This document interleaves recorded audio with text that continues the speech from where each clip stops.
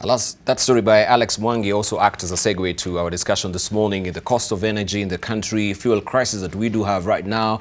What discernible difference with that particular power grid from Turkana make when it comes to the cost of power in the country, which is still skyrocketing? And of course, the man to tell us this, and I had introduced to you earlier also a panelist who are in the studio with us.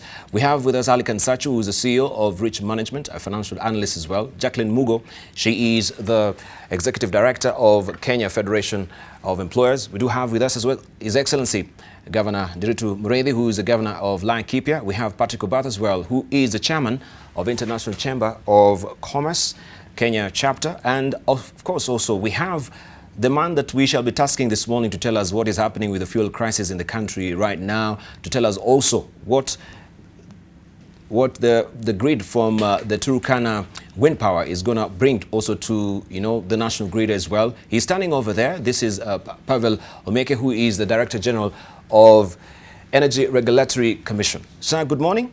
Good morning. And of course, good morning also to the panelists who are seated with me this morning. Right. Today, we're just seeking answer from you because Kenyans they're a bit confused as far as the fuel crisis is concerned. First of all, when we talk about the cost of energy, I think that is where we need to begin. Tell us, from that particular story we just had from Alex Mwangi, we don't get the figures of what actually will be, you know, the megawatts that will be presented to the national grid. Thank you very much. The Turkana wind project is actually a 310 megawatt project, and is actually in the process of being commissioned. Yes. We hope that in the coming days, His Excellency the President will be launching the project. And out of the 310 megawatt project, we expect it to be a very good mix in terms of generation mix. Yes. Where the wind, which you know is a renewable energy resource, will actually be integrated to the grid, and the impact of that on the consumer tariffs, yes, we expect it to have quite a good significance. We expect to be to actually leverage on thermal generation, where we expect to get less than 10% of thermal generation because of the wind. And the impact of that on the tariff, we're yet actually to see what quantity can be taken in a time, and also the wind regime, but we expect that to have a reduction in consumer tariff as a result. Looking at less than 10% of thermal generation, it means that there will be a reprieve to consumers in terms of what they pay. What they pay? Yes. All right. Maybe we have our panelists and they will want to pepper you with some questions as well. Let's just begin with Patrick Obath. Any question regarding to, of course, what we've just heard from the Director General? It's unfair to ask me to speak first because I grill him regularly. But I think, Pavel, the elephant in the room about power costs is basically the charges for the stations which are going to be shut down, the thermal generators. We still have to pay for them anyway. What is happening in terms of trying to untangle that particular bit? Because until that is really sorted out, or we're just paying capacity charge for these stations that we have long-term contracts with, we shall not really see a significant drop coming down. So what is the government doing to try and basically remove these costs so that we can get the benefit of the wind? Thank you very much. I think if you know the power contracts, the power purchase contracts are actually very serious contracts. And as a government, we have made a resolve that once these power purchase agreements expire, we're actually not going to renew them. We have one coming on next year, another one coming in 2021. About 5 of them will be expiring in the next 5 years. And the strategy is really not to cancel them, because the moment you cancel them, it means you need to pay for the remaining term of the PPA. So in essence, we are looking at, of course, the capacity charge will be there, but we are looking at minimal contribution from the fuel-generated energy that will be very minimal.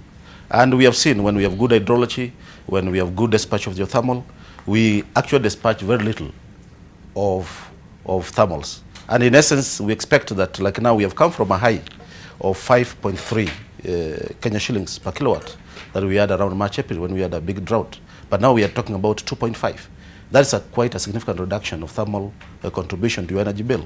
So we are looking at that scenario where we are not going to renew whatever has expired. And of course, with the coming in of Turkana wind, we expect that we'll dispatch less. Even if we have a drought now, we have that leverage. Wind is not really impacted on by the weather conditions. So we expect to have a better dispatch regime where we'll have more renewables coming in, unlike the scenario we had before. So we are looking at good tidings for this country, where we don't expect the prices of electricity to skyrocket like previously. All right. Let's hear from Aly-Khan Satchu before we come to Ndiritu Muriithi. I've got a couple of questions. The challenge with renewable energy, has it not always been storage, in the sense that are you going to be able to store any surplus energy if it's not required at the time?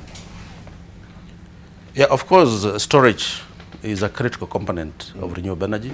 Unless you're able to utilize it when it is available, like solar, then you cannot store it. So like if I look at Turkana wind, the regime is a bit different. We have actually looked at the 24-hour wind profiles. We expect that the wind will be maximum at about from 5 when we have peak load to about 9, 10, which is unlike solar that will have about 5.5 hours from around 9 to about 4 or 5, which is when we don't have the peak load. But we look at the evening when everybody is out of work. That's when we have peak load. So we expect that the wind will be again, the availability is actually double what is the world standards in terms of the wind regime. So we expect this project to be a really game changer for this country if we are able to harness it and integrate it into our grid, which is what the engineers are working on. For solar, I think I'll say also we are looking at, as a regulator and also in collaboration with the Ministry of Energy, we are looking at pilot integration of battery storage, where developers have actually expressed interest. They want to integrate about 2 hours of storage out of the 5-6 hours of solar generation. So again, we think that will be a good learning point. We have seen countries like the US, Germany, they've integrated various capacities in terms of battery storage. So we are moving there slowly. The cost of batteries is coming down. And I think in the next few years, we could be having quite some, maybe 5 megawatt of solar storage to the grid. All right, let's hear from also His Excellency Ndiritu Muriithi. Your question, please, for the Director General. So this 16% on fuel, what the impact do you expect? Of course, the 16% on fuel is a sort of an act of parliament. And as a regulator, we actually implement the laws of the country. Oh, yeah. What I'm asking, in the immediate, meaning this month, the next month, and so on, in the next 6 months or 1 year, what do you expect? Because you've just said these thermal plants, although you progressively will phase them out, they are still with us for 5 years. So if fuel goes up by 16%, how do you expect? What can we expect as consumers? Will be your adjustment on the power tariff? Actually, the impact on power will be neutral because thermal power plants generate they use heavy fuel oil, which, if we look at how we compute our electricity bills, that was already VATable. Is one thing we have been debating, whether to remove the VAT that is already charged on heavy fuel oil, which is computed in the bill. So again, we have put ourselves down that there will be no impact because already VAT was already accounted for in that bill. However, for the common wananchi, the other products, of course, there is an impact in terms of transport, in terms of industries that use, like now the paint industry, that use for manufacturing. But again, I just want to say that, Kenyans, we like taking advantage of the situation. Of course, 16% has been added to the cost of products. But again, if you look at what we've been seeing in terms of fare increases, in terms of price increases, is actually not commensurate to what the 16% is. So we're asking Kenyans to be very cautious. Of course, the businesses, let's not really make things more difficult to ensure that you don't take advantage of the 16% VAT to increase your prices more than could have been increased.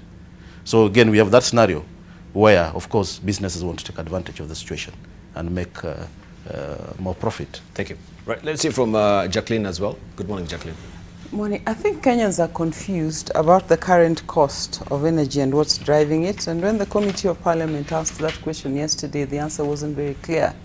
And if you're talking 5-year time span, when we will be able to get the benefits from the wind energy, the question is then, what's driving the current cost of energy? You promised that the cost would come down. Are we Can we expect to realize it in the foreseeable future?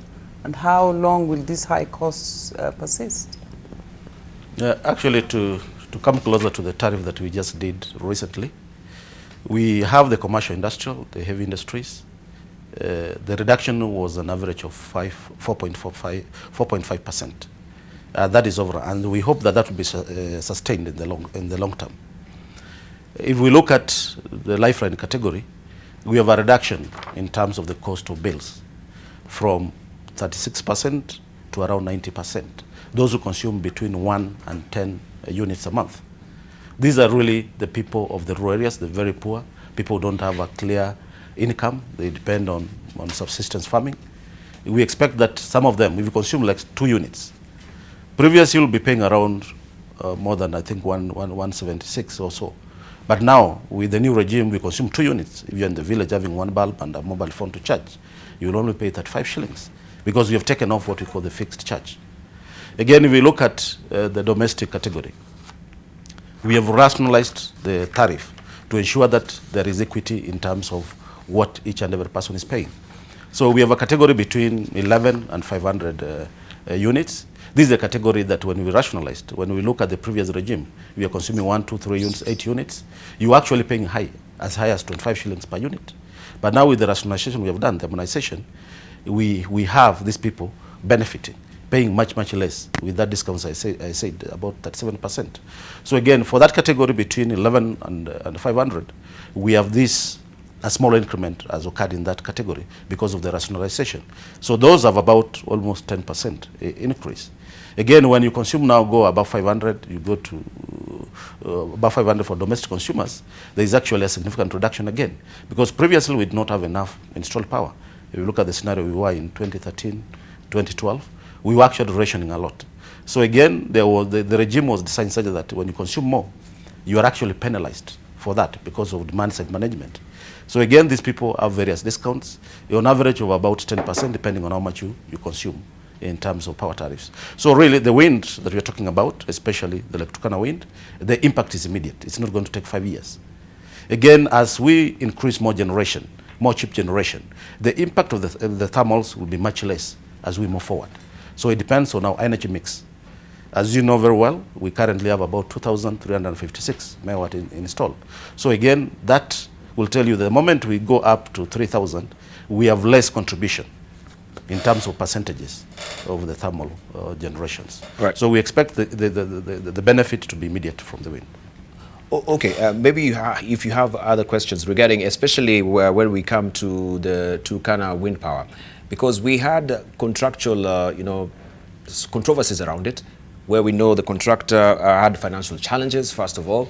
And of course, also there was the challenge of the Wayleaf acquisition. We want to know as a country so far, yes, we're eagerly waiting for the president to commission it. But how much have we lost as a country? Because we were paying for, even before commissioning this particular project, the country was losing how much billions per day? Well, of course, the Turkana wind, we have had various challenges in completing the line.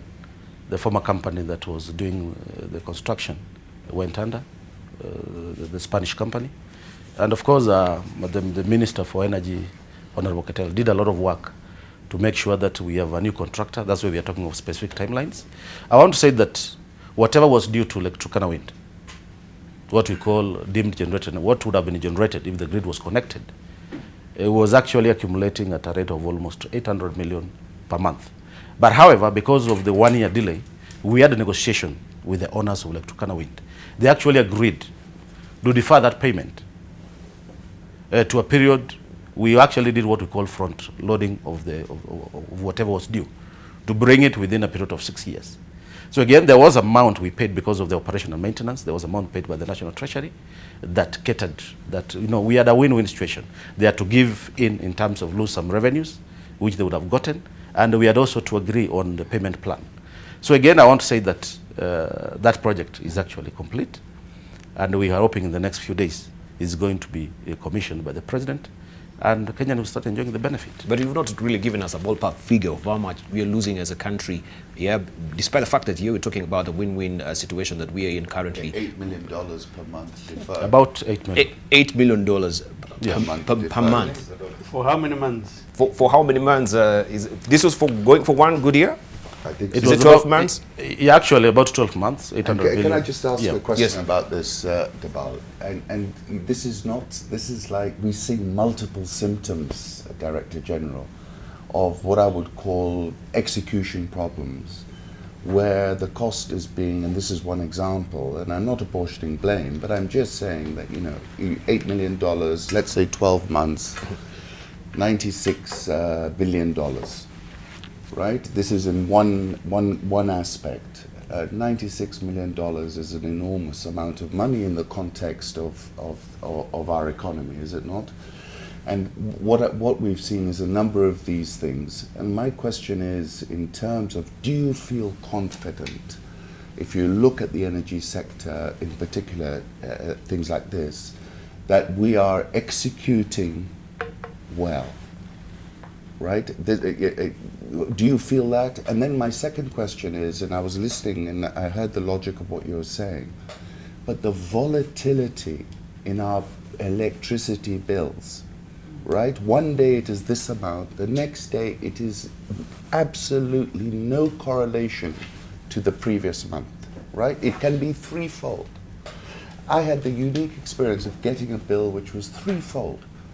I sort of went back to talk about it. I had people in my basement switching off my electricity without any discussion. So my overall question is, I think, there is a consumer reaction, and I'm sure you're feeling the brunt of it. Yeah. And part of that consumer reaction is simply because so many things are out there which are just impossible to reconcile. And it seems to me that the impression, the negative impression, is essentially being created by this situation where our bills, do not stay within reasonable bounds month on month. They don't. And why is that happening? Thank you very much. On execution of project, I think we have had 1 or 2 projects delaying. And it's as a result of contractors, This project, if a contractor goes under really, is a scenario that is beyond, of course, the government control. We never anticipated that there will be an economic meltdown in Spain. And as a result, most companies really got affected. And it's not only Kenya that got affected. Isolax was also having projects in Rwanda, in Uganda. They also got affected. So again, it's an isolated case, I can say. But if you look at Kenyan, they are really executing their projects well. Look at REA, they've done well in terms of grid distribution extension. You look at our roads, most of them are progressing well. So this is an isolated case. On coming to the volatility of bills, of course I agree, from last year, 2017, we had a problem as an industry. Kenya Power was in the process of upgrading their system, their customer management system, which handles the billing and the customer issues. So again, in that period, they had challenges in terms of meter reading. So again, we have explained that if you, for example, you're consuming an average of 150 units a month, and you are not, the Kenya Power meter readers did not come to read for 3 months. And in that period, it depends on how you consume your electricity. Say there was an increment that was supposed to be catered for in a month. You are consuming an average, actual consumption about 200 units. So if you look at for 3 months, you've accumulated 50 units not paid for. And when they come to read, you have about an extra 150 that needs to be billed with your current consumption of 200. So you'll get a bill of 200 units plus a 150, which is about 350. So if you look at your normal consumption, which you expect to be 150, you will see your bill has gone up by almost 2-3 times. So that's the scenario that we were in. But I also want to confirm that Kenya Power have already commissioned their system. The issues that were there have been addressed. And right now, I don't know, maybe you can share. We don't really know, as a regulator, we do not expect. We have, of course, written to them. They have come to present to us. They have even made the ERC commissioners. And we have given them performance targets, what we expect as a regulator for them to meet. So I expect that there should be less complaint. Even the pilot lines for the tokens, there were issues in terms of capacity that has been sorted. And now Kenyans are more relying on them. We were in the Senate just yesterday, and they confirmed that they have only one vendor who is collecting on their behalf. So there are a lot of improvement we are looking at as a regulator, and we are seeing that they are actually trying to up their game to make sure that we have reduced cost of electricity generation. Right, we got to, yes, just a moment, we have to take a short break. Just a moment, Your Excellency, can we hear from Patrick? We'll come to you.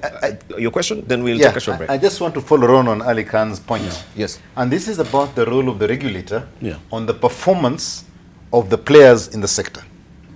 And the key thing I'm looking at is issues of the billing cycles and the performance of that, looking at power line losses and the losses that are then passed on to us, because that is a performance issue. Yeah. You look at the number of outages that happen in different areas. There should be a standard for that. Yeah. And then the other one is just a quality of power. Yeah. I mean, are you getting brownouts, blackouts? Are you getting voltages that are up and down and so forth? Is there a role that ERC can play in terms of basically ensuring that there is a performance criteria that these players have to meet? And if they don't, what would you then do to them? Because if I don't do certain things, I get billed, I get charged, I get taxed. But what about the performance in your sector? Right. So before Director General you answer that, I'll give you an opportunity to mull over that particular question, so that at least when we circle back, we'll begin with that particular question from Patrick Obath as well. Good morning. You're watching not really standing on guard, but in the market. And we are focusing on the state of the economy today. We have with us in studio Aly-Khan Satchu, who's the CEO of Rich Management, a financial analyst as well. We do have with us as well Jacqueline Mugo. She is Executive Director of the Federation of Kenya Employers. We have His Excellency Governor Ndiritu Muriithi, who is the Governor of Laikipia. We have also with us Patrick Obath, who is the Chairman of International Chamber of Commerce. This is the Kenyan chapter, or the Kenya chapter. And we do have with us as well Pavel Oimeke, who is a Director General, Energy Regulatory Commission. We promise to circle back with, of course, him answering some of the questions that we had Patrick Obath also asking. And I think also, Governor, you're straining at the list to... Yes.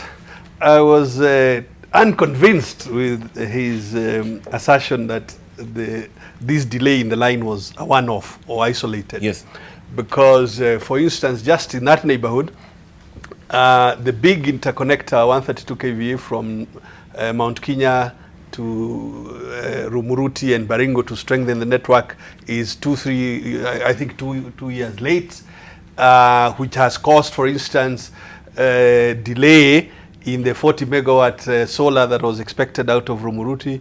I think even the REA's 50 megawatt solar in Garissa is late, and we can go on and on. So I was asking, are you really convinced? And just to ride back on the point that Patrick asked you, 18% transmission or distribution losses. Why should the consumer have to bear that cost? And you as a regulator, isn't it your job to ensure that Kenya Power and even Ketraco and others really are performing to certain standards? Thank you very much. I'll start with the first question on delays of energy projects. I think, as I mentioned, that we have hundreds of projects currently being executed. If you look at the entire energy sector, there are hundreds of projects being executed. And of course, there's those isolated cases where we said is as a result where the contractor is not performing, like the case of Turkana wind transmission interconnector. The case of Rumuruti is actually in progress. Of course, I know there is delays, is a work in progress. And when you have a contractor who is not able to meet performance targets in terms of completion targets, so again, that becomes a problem. But I want to emphasize that there are a few projects that have delayed. And out of the hundreds of projects being executed in the energy sector, those two really do not mirror that projects are not adequately being executed in the energy sector. On the case of system losses, performance parameters for Kenya Power, as a regulator, we set performance targets. Like in the tariff review we just completed, Kenya Power's actual losses are about 20%. Whatever is purchased from the generators, they lose about 20%, either as technical losses or as commercial losses, which is actually theft of power. So the target that we have set for this tariff control period that we just did, we have set the target at 14.9%. What that means is that anything that is way and above the 14.9%, Kenya Power will have to meet that cost from their own resources. So it means it will impact on their bottom line at the end of the day. So again, we're working as a commission to ensure that we tighten the strings, to ensure that they also work on ways to tame, especially the commercial losses. We have had various studies that have been conducted. They're in the range of about 5 to 6% commercial losses. So again, if you look at it, if they stem to commercial losses, it means that they will be below the 14.9%, which is a target. I also want to mention that as a regulator, we set various performance targets. How long do the blackouts take? We have what we call a service charter that is approved by the Commission. So these are various parameters on how they should serve the Kenyans. How long should they take to handle the complaints? I know there have been a number of issues, too many complaints, especially from last year when there was lack of meter reading. But as I mentioned, now there has been a lot of improvement. We have given them a number of areas that we want them to improve, and we are looking at that. On the issue of sanctioning, the Energy Act of 2006 is very clear. If you don't meet targets, and we prove that that was a matter, we can say, negligence on your part, there are various ways we can sanction, like power surges, where the equipment goes. If somebody's lost an equipment because of the quality of power in the grid, you have a right to come to the regulator, and we review it. And once we find Kenya Power liable, they can be fined. We have various instances where Kenya Power has been fined, where power just comes in and it burns your equipment. So we have those instances. But again, we ask Kenyans to come forward. Right. If you are having any equipment that has been affected by the quality of power, you come forward and let us know. All right. Did Patrick Obath's question, the questions that you were asking, have they been answered? I think on a wide basis, I think you said that there are parameters. Okay. But I think the only one that I've seen that actually has got an impact is that 14.9 versus 20%, which they have to meet that on their bottom line. Yeah. But I think there needs to be some transparency around that, plus a lot of the others that you're talking about. It would really help the consumer if the ERC on a quarterly basis actually printed the performance of the various entities under your regulation and how they are meeting against the standards that are there. Yeah. I think the consumer is just not educated sufficiently to understand, where really they are, if I've been complaining about billing, about power outages, yes, and then if you publish that, I will say, fine, a regulator is onto it, but then obviously it'll turn the heat on you that's saying, fine, they're not performing, what are you going to do in terms of punitive measures to make sure that they begin to improve? Thank you. So I think we need to get that. Thank you. Right. Are we going to see Your Excellency, a 5.5% reduction in the cost? I mean, you've said, you have told Kenya Power, they have to reduce system losses from 20% to 14.5%. Yes? So this 5.5%, can we expect it to translate in a reduction in what they're charging us? Actually, the tariff we published in July has already factored that into account. Whatever has been released as the new tariff effective from July already took care into account of that. But that's why we have a reduction. If you look at commercial industrial, from commercial industrial 1 to commercial industrial 5, they have an average of about 4.5%. Thank you. If you look at the lifeline, they have over 36% reduction. So this is already actually reality. We'll not be talking about the reduction we have. Right. With, of course, increased purchase from Lake Turkana wind, we will factor that into that. We have to purchase the energy from the generators. Then Kenya Power is meant to distribute it to the consumers. So already that has been taken into account. Otherwise, if we didn't do that, actually the tariff will have been an increase that we'll have announced as the regulator. Okay, just a couple of, because you have just briefly, we have like 3 minutes to wind up on this, then we move on to other questions. Oil marketers, we understand, maybe slapped with 306.8 million shillings. This is tax demand, following the failure to charge customers value-added tax as soon as the levy came into force. We want, and this is of course what the Petroleum Institute of East Africa says, that even though the Kenya Revenue Authority issued notice on Saturday asking marketers to effect the tax immediately, what is the way forward with this? Because now people are running on empty. There's a fuel crisis in the country right now, and we don't know what is the way forward. Will this be also affected? Yeah, we actually affected the 16% VAT on 1st of September. No, the slap, or we're talking about the 306 million shillings tax demand for the oil marketers. I think that figure needs to be validated. I cannot rely as a regulator. There are various ways of validating those figures. And of course, with the VAT Act now applying on petroleum products, there's the aspect on what you can claim from from KRA, the VAT input and output. So I want to say that if they have a genuine claim, again, Kenya Revenue Authority will address that concern. It needs to be validated, whatever that was not, whatever they sold that was not having the VAT. So there is a process that we normally go through to validate those figures. Yes. And today you've just released also a press release, I should say, statement on value-added tax on petroleum products. And you're saying our attention has been drawn to reports or appearing in section of the print media that there is a plan by the Energy Regulatory Commission to raise the fuel prices following an incorrect computation of a 16% VAT on petroleum products that came into effect on the 1st of September. The report alleged that the Commission's 1st September 2018 revision of palm prices erroneously subjected oil marketing companies merging to the 16% VAT, and that there is an impending review of palm prices due to the said errors. The Commission wishes to state the following: the imposition of 16% value-added tax on petroleum products was done in close consultation with the National Treasury, that the prices released by the Commission on 1st September 2018 applied the VAT on the margins and levies correctly. And you're here maybe to clarify on this, because I think this is a sort of the confusion that is actually out there. So we want to get what is the clearest appraisement from you in regard to this. Yeah, I stand by that statement because before we applied the 16% VAT, we actually had several meetings with the National Treasury and also Kenya Revenue Authority. So the media report appearing was actually erroneous.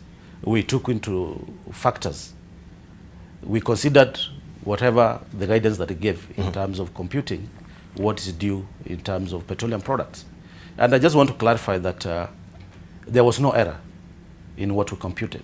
And we actually don't expect a review of what we published, unless, of course, we know the Finance Bill 2018 is expected to be signed, or whatever guidance the President will give. If there is any change in terms of the laws that come into effect, we'll, of course, deal with it. If the law is assented to, we'll, of course, revise the prices. And in any event that the law is rejected, we'll continue until 14th of this month, when we'll publish new prices. So we stand by that statement. We start with the experts in terms of VAT computation, and what we published is actually very accurate. All right, thank you. Finally, you have the board there. Kenyans will want to know, how do you tabulate, the bill?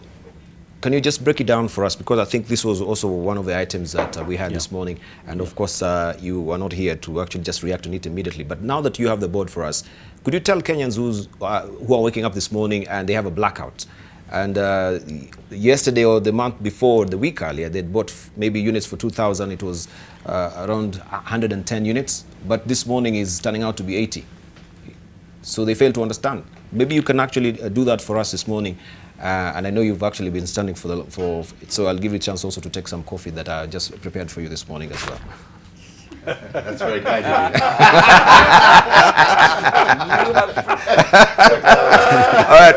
All right, Pavel, yes. I don't know that I need to write, but I will just give you a breakdown. Breakdown of what constitutes. Oh, okay. I can also that we computed. I have it also on my laptop. Maybe you can take us through as well. Yeah. Right, so you can pick it up. If you can project it, if possible. We have, first of all, what we call the landed cost. The landed cost. Which is the cost of purchasing petroleum product from international market, shipping it to Mombasa. We call that the landed cost. You can see, like, for super petrol, is about 57.82. I'm trying to zoom in there because we can. Will I be able to see that? Just continue, sir. We also factor in, once you land the product in Mombasa, it has to be transported. So there's the cost of transport from Mombasa to Nairobi. I think I'll have to make do with what we have. Yes. Yeah. Yeah. Just continue. Then out of that, we also have road transport. We do what we call bridging in terms, because the capacity in the pipeline was not sufficient. We had some quantities coming through the road. Again, I just want to say that come 14th of this month, we hope to remove that bridging cost, which is about 0.89. Again, there is what we call the pipeline losses. We actually use the actual losses. Over a period of 3 months, we do an average, and we apply that for the subsequent months. So again, we factor in the losses. We also have what we call the depot losses. We factor that in as well. A lot of which losses. is about 0.49 shillings. We also do what we call storage and distribution. If you look at that, that's part of the storage and distribution. If you receive fuel at the port of Mombasa, you receive it, you transport it. Allow me to bat in, Yeah. because this is not what I normally see on my electricity. Yeah, I just want to see what... This is fuel. This is fuel. Yes. No, I'm talking about electricity. All right. We were discussing about the 16% VAT and we went to the fuel. But for electricity... For electricity, that is what I was asking about. Yeah. Yeah, for electricity. But even on this particular one, I mean, if we go back to the Obath question about performance parameters, why should there be 4% or 5% pipeline losses? What is that about? Why should there be, you know, the depot losses as well? And have we not just a few years ago spent a whole bunch of money to expand the pipeline?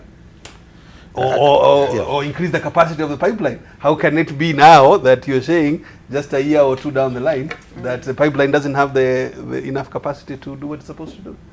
I just want to explain to you, this is really a bit of a technical subject. Oh, tell us. That when you move product through a line, when you store it in a tank, there is what we call natural evaporation. If you look at your super petrol, when you are dispensing into your car, there is what we call the losses that come as you're dispensing. If petrol is stored in a tank, there is the natural evaporation losses, there is a bit of leakages due to seals, and internationally is a best practice. We allow in the pipeline a maximum of 0.25% losses transporting through the pipeline. Even electricity, we have what we call the technical losses, which is a sort of moving the electrons from one point to another. Right. Engineer Obath will tell you here that that is part of the normal heat of the atmosphere. Yes. Right. So we were talking about the storage and the distribution costs. It's really part of the cost, and it's not a big component. Thank you. For petroleum product. Thank you. Now coming to electricity. Yes. I was just wondering on fuel, if the landed cost is 57.82 as you said, and I think the total cost of storage, losses and all that comes to about 14 point something. Yes. So the actual cost of fuel should be at least in Nairobi 72 point something shillings, about 73. So how does it then jump to 120? Tax. It's like half of the cost we're paying for fuel is tax. It is. And that's incomprehensible. Tax and that's why I was trying tax and levies. Tax levies is just Railway, you're paying for yes, via the sales, it's just add-on costs from So I think that is the issue. Actually, you know, the government has to collect money to run various operations. And one of the key generators of revenue is actually from petroleum products. Is a reality. But so again, the trickling effect is what we're really talking about. Yeah. Everyone is crying foul, and I know even here, Jacqueline will attest to that fact that maybe we'll have more layoffs, right, from the employers as well. So we try and look at the cascading effect. Is that the prime solution that should have come from the Energy Regulatory Commission? Actually, you know, we don't set the rate. We don't have a mandate over taxes. As we implement, we do the price regulation, which is our mandate. But again, I just want to tell Jacqueline that the government, there is a lot of projects going on. There is road, there is healthcare. There are a number of infrastructure development going on in the country. The civil service itself is a huge cost to the exchequer. So the government has to raise money from somewhere. Right. Or the government has to reduce itself and its costs. Absolutely. Which is what I think ultimately, the governor here was exploring, saying that if we look at the numbers that have been described to us, there is no way we can say at this point in time that we're executing with any efficiency. Plus, although perhaps, look, the options available to government in terms of raising resources or how to stimulate economy, I mean, I think there are plenty of them. And I think the idea of heating those areas where perhaps the tax might be easier to do, but it has negative effect. So for instance, this 16% without a doubt is resulting in pressure on inflation. Yeah. Without a doubt. So, I mean, I think government has to balance. But you, as a regulator, what really is your role? Is your role, or why do you exist? Is it to make it easier for government to collect tax, or is it in fact to protect the customer? What is the point of regulation? So I think ERC has to ask that question, that whose side are you on, if I can put it like that? Yeah? Who are you supposed to protect? Your Excellency, our mandate is very clear from the Energy Act. We, of course, regulate electricity, petroleum, and renewable energy subsectors. And one of our mandate is also to protect the common man, protect consumers. I just want to draw your attention to just what you've talked about, the government revenue requirement. Our constitution is actually a very expensive constitution to implement. Let's face the facts. You are the governor. The county needs money from the national government, the allocation. With the 47 counties, actually, we have a very big devolved government. Again, looking at it, I think experts have warned that this government is going to cost this country. It's too big to sustain. So again, I want to say that because of that kind of scenario, we have a new constitution, it's provided, we have the counties, we are also developing as a country. So in the process, the government needs money. But coming back to our mandate as ERC. In defense of counties, yes. I mean, we are distributing. That is the last question. We are only distributing 314 billion out of 3-point-something trillion. So really, you know, the money is, the bulk of the money is in Nairobi. Thank you. But you want him to answer that? Or no, just I think Thank you. just thought Okay. it's by way of Thank clarifying. you. Fantastic. We need to move on, but briefly, because we have someone asking, they're asking, hi Debarl, please ask Mr. Pavel about cancellation of Kipeda's license for leading a boycott of petroleum products. They said that amounts to economic sabotage. Yeah, we have been facing a crisis, as you rightly put it, for the last 2 days, from Monday, 3 days. We've been having a strike by Kenya Independent Petroleum Dealers Association, the Kipeda. And as a result, I think operations have been affected, like yesterday and the previous day. But I want to say that we have also been liaising with the security agencies. Already, I can confirm that loading at the depots in Nairobi was going on as late afternoon yesterday. And we expect that the flow of products is going to go to the petrol stations. But I also want to take exception because the members who are actually disrupting operation are the members of Kipeda. And as a commission, there are licensing conditions that they must meet. So we have issued a notice that we have cancelled their license. And this is the license for import. We are also looking at various transporters. If we are going to find any transporter who is actually hindering operation, because there are many transporters. The oil marketing companies have many transporters who are willing to load. But because of the fear that their trucks will be banned, yes, they're fearing to go. But as I've said, we have provided security, the National Police Service have provided security. And I also want to appeal to Kipeda. If they stop interfering with the operations of the depots, we can reinstate their license. If they curtail, we don't refuse that they can go on strike. Fair enough. But it should be a peaceful demonstration, not hindering others to load. If they don't want to load their trucks, it's fine. Thank you. But let others load. All right, thank you. Yeah. Fair enough. Thank you very much, Director General Pavel Oimeke, who is the Director General of Energy Regulatory Commission. You can now take your seat and, of course, have a cup of coffee, right? If it's grown cold, I will warm it up for you. Yeah. Thank you.